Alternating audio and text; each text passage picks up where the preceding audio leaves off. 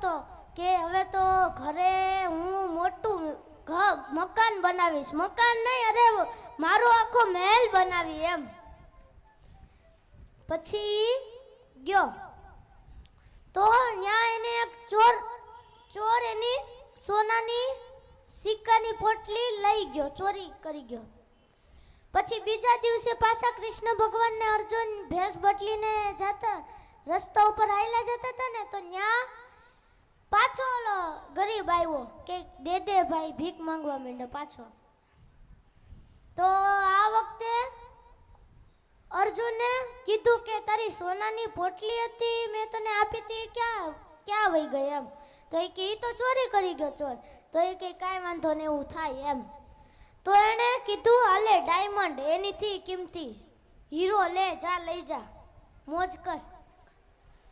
તે ગયો ને, તે ન્યા ઈ આ વખતે સારી રીતે પોગી ગયો. ઘરે જઈને ખાટલામાં હુતા વિચારતો હતો હવે તો એનીથી મોટો મહેલ બનાવી.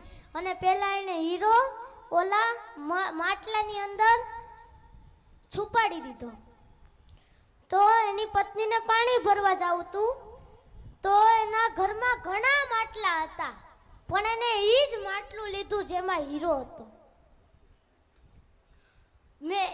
ઓલાએ કીધું કે આ નહીં, કેટલા બધા માટલા છે, એ બધા લઈ જાય ને. તો એ કે આ મારી ફેશન છે, ઈ જ લઈ ગઈ. પછી કઈ કહેવાય તો નહીં આપણે, સાચી વાત ને જય દાદા.